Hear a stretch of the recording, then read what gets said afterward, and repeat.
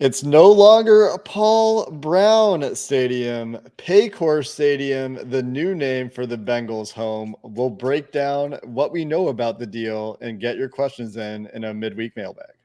You are Locked On Bengals, your daily Cincinnati Bengals podcast, part of the Locked On Podcast Network, your team every day.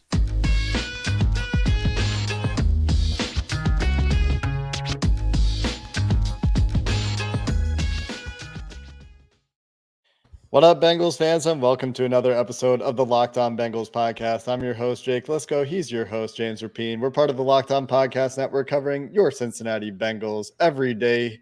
Free and available everywhere you get your podcasts and on YouTube. Hit the subscribe button, hit the follow button, join the group of folks that make us their first listen every day, because you're going to get great coverage here on Locked On Bengals. And we're going to start today with the acquisition of naming rights, the selling of naming rights. The deal is done. It is no longer Paul Brown Stadium. In fact, Paul Brown's name, well, it'll be on the Ring of Honor. It'll be on the Bengals uniforms, but it will no longer, as far as we know at this point, be related to the place the Bengals play their football game. Paycor Stadium has bought naming rights for the Cincinnati Bengals Stadium on a 16-year deal. And of that money, most of it, for the first 60 or so $million, goes to the Bengals. Afterwards, there's a 70-30 split with the county. The Bengals still get most of that money, but a big move for the Bengals. Mike Brown reiterating his previously made point in the team statement that it's a move his father would have agreed to, doing what's best for the football team, adding revenue streams to pay for things like the indoor facility and some of those really big guarantees the Bengals are going to have to pay in the near future. And as we've started the show, for those of you not watching on YouTube, James has donned the hot take chain. So let's hear what hot take James is ready to drop on us on this fine day.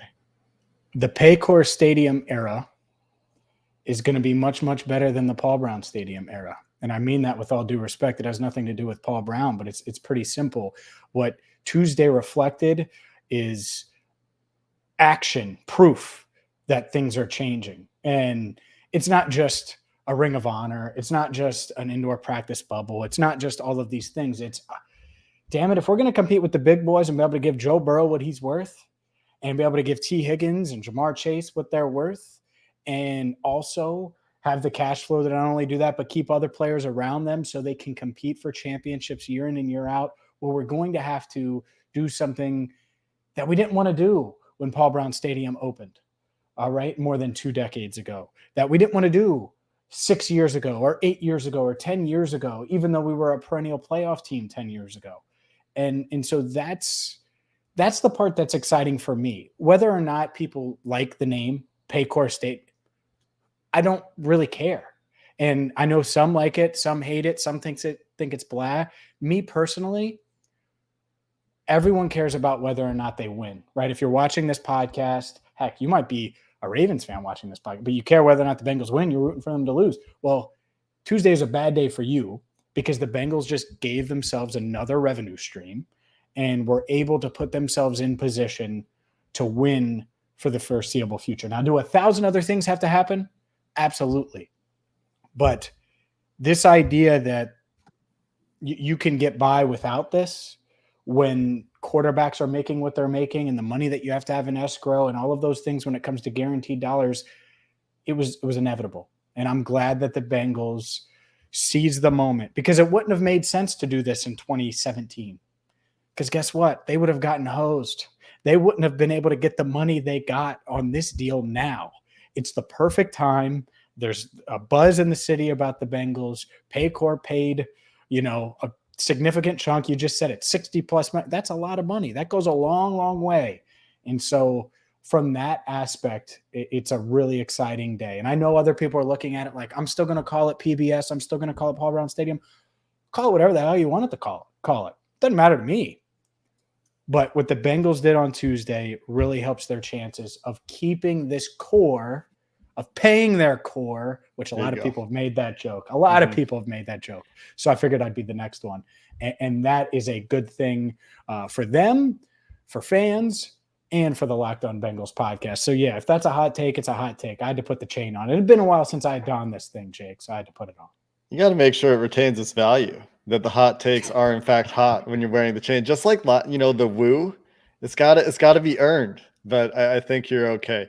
The $60 million figure, by the way, comes from Sharon Coolidge, who is a reporter for the Cincinnati City Hall reporters who've dug up the lease with Hamilton County, the lease agreement, the first $60.5 million and 70% of the remaining revenue from any naming deal the Bengals would have. So we don't know the terms. We don't know if it's worth up to $60 million or not. But if it is, the first $60.5 million would be the Bengals to claim. I agree with a lot of the points you made, James. It is a move made toward modernizing the team financially. There are only two stadiums left in football, Soldier Field and Lambeau Field, as far as I know, that do not have corporate sponsors. And we're seeing the Bengals sell sponsorships all over the place. And we did have a few questions related to this. Just before we dive into the mailbag, just want to shout out the questions. One of those was from Jeff Shackelford. Will the naming rights help lock in revenue needed to pay the stars? What impact does it have on the salary cap? Just to clarify here, this has no impact on the salary cap that is set by the league, as it is related directly to revenues. And so it gives the Bengals more cash on hand to pay bigger guarantees if they need to. It gives them more cash on hand for things like stadium improvements, for things like building a practice bubble, for things like building an indoor facility in the future, and for paying their players those guarantees. It requires additional cash on hand, but the salary cap remains unchanged. And on a more serious note, James, Andrew Goddard wants to know what happened to the Built Bar Stadium naming rights deal. What happened, James? It fell through. Talks broke down. I sat down with the Blackburns and Mike Brown, and I was trying, and I think Elizabeth likes Built Bars for what it's worth. It's just it did not get it done. But it's okay, because again, Paycor won this round, and as long as Jamar Chase and Joe Burrow and company can be in town, then the Built Bar Hive will be just fine, and so will the Locked On Bengals brand. So I think it was a win-win-win for all. My favorite observation so far about Paycor Stadium is that Paycor Stadium has a Twitter account now, at Paycor_Stadium. They follow two Twitter accounts, James. Mm-hmm. And the first Twitter account they followed was not the Cincinnati Bengals. The second Twitter account they followed was the Cincinnati Bengals, unless the chronology is lying to me, which Twitter could be doing. The other Twitter account they follow, regardless, is the official Twitter account of the Great Smoky Mountains National Park. What sense do you make of that? I thought it was going to be Joe Burrow. So right? I didn't realize. Yeah. That's a bit awkward. What's with that? Well, what happened was I think they rebranded or something this morning, and Tuesday morning, and or Monday night or something, and they were following the Great Smoky. Who knows? Maybe they were going to change the name, the Great Paycor Mountains or something. And I like the theory that there's the Smoky Mountains driving distance, obviously, from Cincinnati for people that want to visit. My favorite theory that I've seen articulated in my replies on Twitter is that there's some tourism deal, that the Great Smoky Mountains is going to take out some tourism advertising space at Paycor Stadium. And that's what that relationship is. We have a lot of questions in the mailbag. We've talked about the naming rights deal and what that means.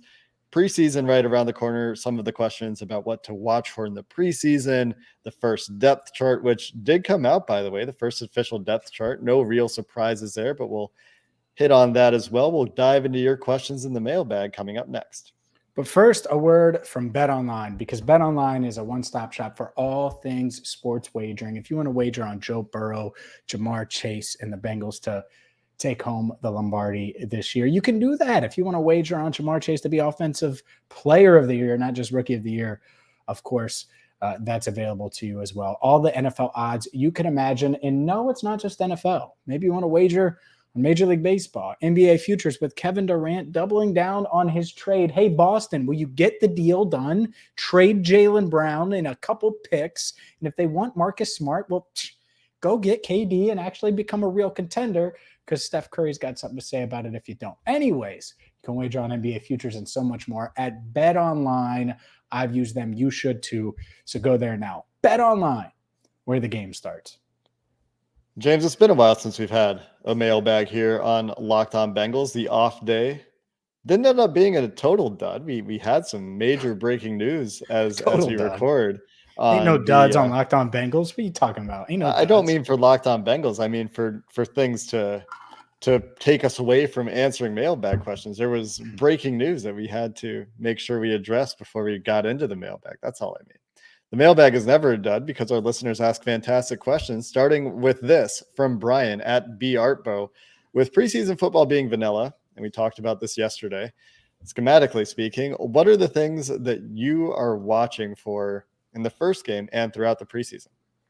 I'm really watching this quarterback competition between Jake Browning and Brandon. No, I'm just kidding. All right, can't do that. Brian, shout out to you. That being said, no, I want to see the guys that have flashed, the young guys, the rookies, the undrafted guys. Will they continue to flash? Right. The reason people are excited about Joseph Osai isn't because of what he did at Texas. It's because the last time you saw him, he sacked Tom Brady and he looked like he could be a disruptor and a contributor, boom, right away for the Bengals. And that was a preseason game, and people haven't forgot about that. So that's what I want to see. Will Kwame Lassiter be that guy? Will it be Zachary Carter, who's been really good in practice? And I'd say pretty consistent in showing that he might be a guy that could come in and contribute right away on the interior of this Bengals defensive line. Will Jeffrey Gunter, his stellar camp, continue? Because I thought that Wyatt Hubert-Jeffrey Gunter battle was going to be, and he wants to go by Jeff, by the way. Sorry, Jeff.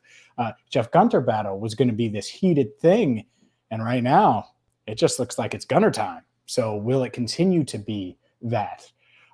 So that's it for me. Schematically, am I really looking? Not a ton. I want to see which young guys are going to flash and who could show up and who could really push to make this roster. Tight end room. Thad Moss, Mitch Wilcox, both going to get a ton of time. Which guy makes a special teams play? Because that could be the difference between making the 53-man, not making the 53-man. Obviously, we have the punter job up for grabs. We have the long snapper job up for grabs. So there are a lot of back-end roster battles, position battles that I'll be paying attention to.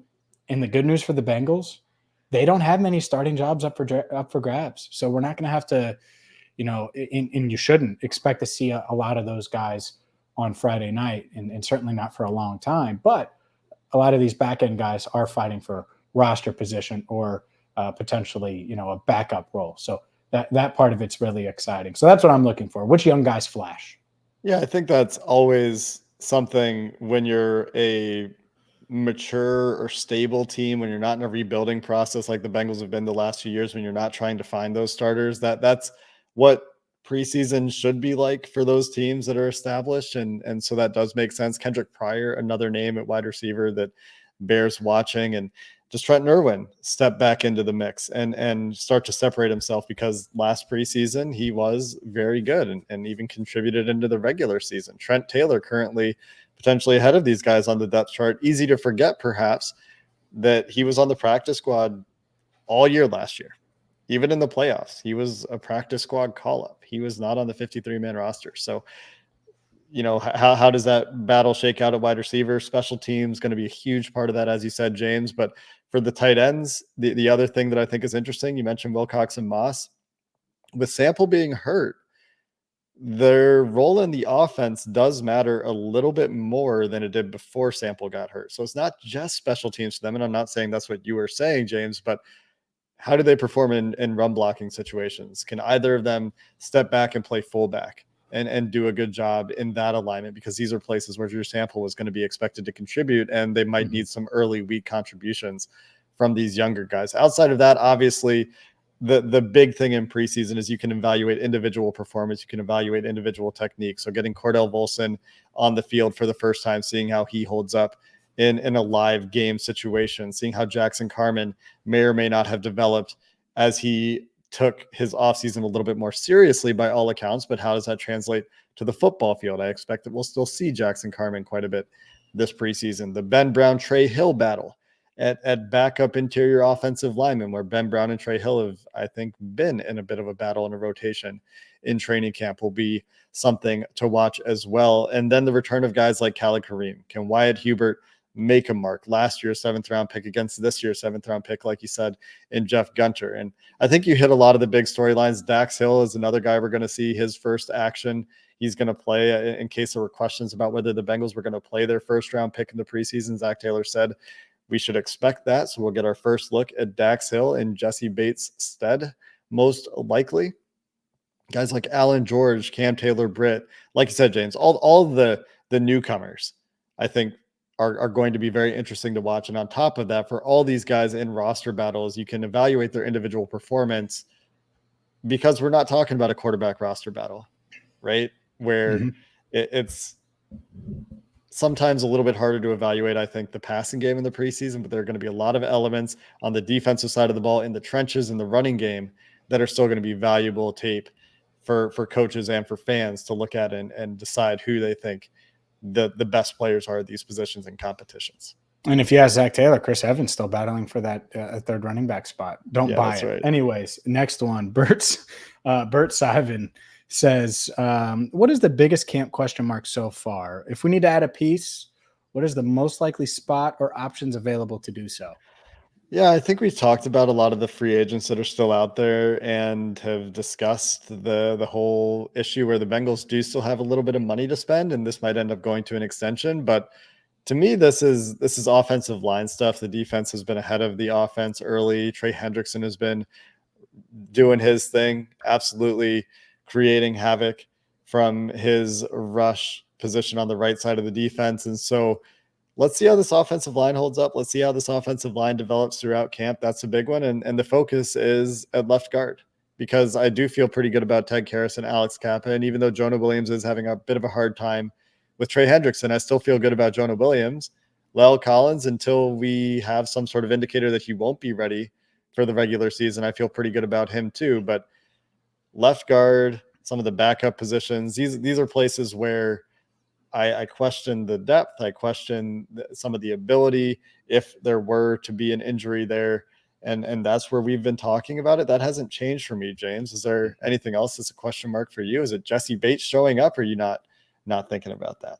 No, because he's going to show up, because he's much like the Bengals, smart and cares about money. And $12.9 million is a hell of a lot of money. It can buy you a lot of Built Bars, Jesse Bates. That being said, no, I think the biggest question mark is these young wide receivers. You know, if I'm not going to go with offensive line, it's the receiving position, because we know about the big three.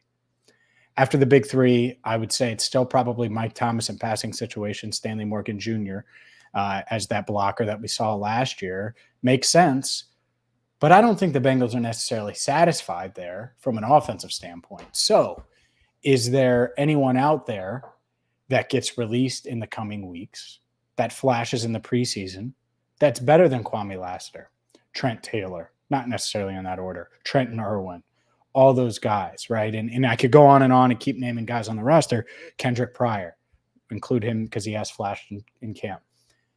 If so, then I don't think the Bengals hesitate. And so that's kind of the back end of Bert's question.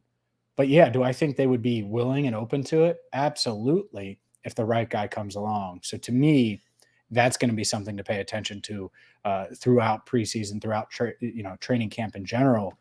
Is not just the Bengals receivers, other receivers across the league that are pushing and putting good tape out there, because that's where the competition is too. It's not just the 8 or 9 guys that you're paying attention to, or the 3 or 4 battling for that back end receiver spot. It's what's happening across the rest of the league, because the Bengals are going to have their eyes peeled and be open to making an addition or two once cuts happen or right before cut down day. We've seen some trades. The famous Reggie Nelson trade worked out like a charm, and that's the one we refer to. It was a long time ago, but it's not unprecedented. BJ Hill, very recent, certainly not unprecedented. We've got a few more questions here. Before we go back into the mailbag, something I wanted to mention earlier, by the way, the history at Paul Brown Stadium. There were 181 games played at Paul Brown Stadium by the Cincinnati Bengals while it was called Paul Brown Stadium. The Bengals record in those games, 93-81-2. So Paul Brown Stadium era finishes with a winning record, a 1-4 record in the playoffs, unfortunately, but overall in the regular season, 93-81-2. So that closes the book on the Paul Brown era. That's actually a hell of a stat considering how it started. Yeah. I mean, those first, 2000, 2001, 2002 were freaking brutal. Not great. And then 03 happened and it slowly got better. And it went from there. So like I said, so it was a bit of a take to say Paycor Stadium's going to be better. I mean, think of it, 12 games over 500. I'll take the over. I think the winning percentage is going to be much higher over the next 16 years. The benefit that Paycor has is that it starts with Joe Burrow at quarterback. Correct. And not some more lost years at the beginning of Paul Brown Stadium.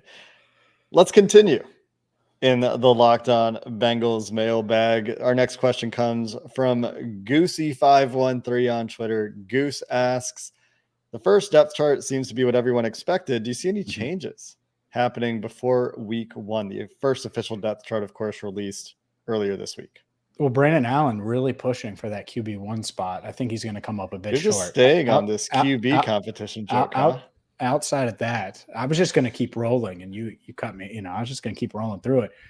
Outside of that, no, I don't think. I think Eli Apple's clearly ahead of Cam Taylor-Britt right now, so that one cancels out. Obviously, the punter and the long snapper could change, but as far as serious movement, starting lineup movement, I think Jackson Carman would, to be quite frank, have to suck in preseason to lose that left guard job at this stage.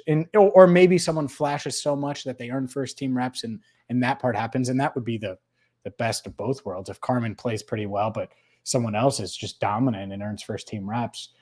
But there aren't really many starting jobs open. So as far as significant movement, I don't really see it. I think a lot of it could happen on special teams, including the kick return, punt return, and that's about it. Long snapper, punter, kick return, punt return. I mean, there aren't many starting jobs open. Do you see any starting jobs that could change outside of maybe left guard? Starting jobs? I mean, no, not many, right? I mean, that's a great place to be in. I can't remember a time where it was like this.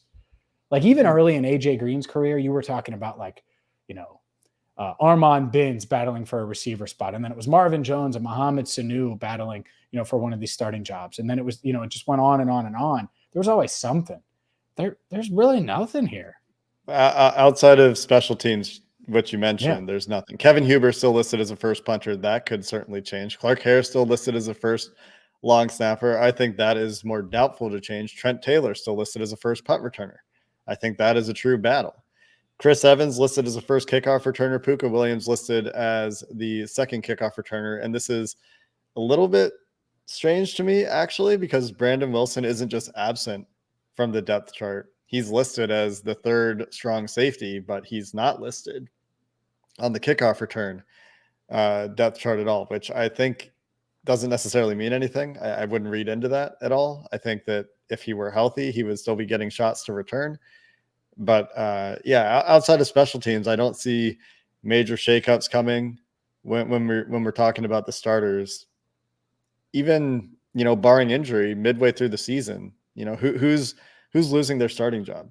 I don't, maybe Eli Apple, but I highly doubt it at this point. Like, where are you finding that starter who's going to lose his job? I don't see it. Yeah. There aren't many. There aren't many options, available options, or realistic possibilities, which again is a really good place to be in.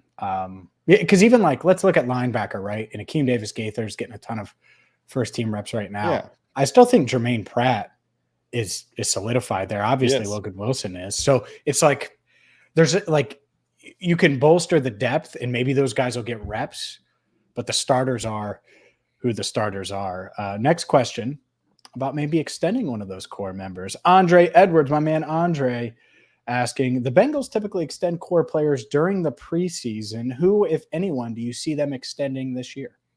Yeah, I'm a little bit surprised we haven't, maybe not surprised. I wouldn't have been surprised if we would have already heard of one of these early in training camp. The primary candidates I think we've talked about, I have seen a compelling point that it's less likely for Jonah Williams to get an extension than maybe I previously hoped. Playing on the fifth-year option, he'll probably play that out. But Jermaine Pratt, a guy we just talked about, would be top of mind for me. I think the Bengals really like him. They think he's come a long way. They think he's improved a lot year over year and has really settled in. I think they like what he did in a lot of those playoff games as well. And if he continues on that trajectory and they're pleased with him in training camp as well, and they still think that he's developing as a player, I think Jermaine Pratt could be one. And the other one that comes to mind for me, Pratt just 26, by the way, so you could get him locked up through his prime. The other one would be Von Bell, potentially, with Jesse Bates looking like he's on his way out. Do they want to lose both starting safeties from 2021 and from 2022 realistically? Or is Von Bell's leadership something which has been spoken of very highly that they'll be very incentivized to retain? Those are the two that really jump out at me, James. Does anybody else stand out to you? No, I mean, Von Bell's the one. There are guys that, depending on what happens, Chidobe Awuzie could certainly be in line for an extension a year from now. Yeah. Logan Wilson, we know about T and Joe, obviously. Mm-hmm. But Von is the one to watch for me. They're not getting a deal done with Jesse. And unless Jesse takes less or just plays out of his damn mind, it just seems like he's going elsewhere after this year, because the Bengals, he would really have to change the Bengals' mind about his value. You know how hard that is to do? Change your employer's mind about how much you're worth. Try to do it sometime. It's really, really hard. Well, the Bengals have Jesse at a certain level, and that's where they've had him, and it hasn't gotten done. So are they going to pivot, which they've done in the past? They tried to keep Michael Johnson once upon a time, and they gave that money to Carlos Dunlap and kept him around. It obviously worked out really, really well. I'm not going to compare the two here in that way, but I could see a scenario where they're like, all right, Von, let's give you 2 years, $14 million. Will you take it? And he might not want to, because I think he's been a really solid player, a veteran on this team.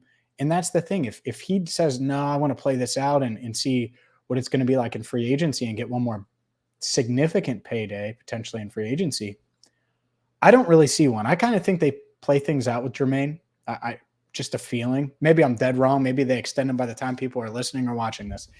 But I think they might play things out, because if they pay Pratt, are they also going to pay Logan? And Logan's up, in 2 years. But this, he could be extended after this year, and he is 26. Mm-hmm. So if you're going to extend him, you probably want to extend him right away versus his wait. So that's the part of it that I think is interesting. But to me, those are the two. Jermaine, could they? I don't see it, but there's a chance. Von could happen. They also may just stand pat and say, look, we can find a Von Bell. Maybe it is Tyson Anderson. I don't think they view it that way. I think they just like Tyson Anderson in the draft, that he's not going to necessarily be Von Bell's replacement, even though Daxell is going to be starting next year for sure. Yeah, I think that I agree that Von Bell probably would be the one, but we could see no extensions. Yeah, that's another possibility. And I've speculated, and this is light speculation. I'm not suggesting that this is likely to be true, but the Bengals could be squirreling away their pennies, and millions of pennies and trillions of pennies, I guess, if we're talking about pennies, or billions of pennies anyway, for these extensions they have coming up, because they will certainly take quite a bit of money. Last quick question, James. I just want to get this update out there in case anyone's missed it. Gavin Patrick wanted to know at gpatrick4603 on Twitter, how's La'el Collins doing? And is he going to be ready to go for game one? I know you've seen him, you've been monitoring his progress, and I think we talked about it yesterday, but just want to get that update out there in case anyone missed it. For sure. No, I've watched him on the rehab field, pretty steady, and he's done some stuff on the rehab field. Sometimes during team drills, he's just working behind the team, just working on his pass sets, working on his technique, things like that. Honestly, I think if there was a game Friday that mattered, or let's just say Sunday, because they don't play on Fridays, game Sunday that mattered, he'd be practicing on Wednesday, which would be the first day of game week, game prep week, and would be good to go.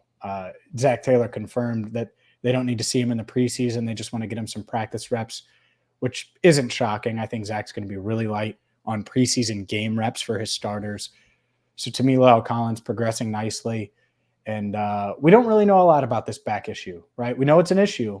We don't know a lot about it. And just watching him, it's not like he's moving slow or anything like that, or the pass sets are weird looking. It looks normal. So I think he'll be good to go. Now you hope so. You hope it's not just, they're giving him some medicine, getting him out there, and then he goes back into PBS and it's tightening up. But I don't think that. I think they're really being cautious here because they know how important he is to their success this season.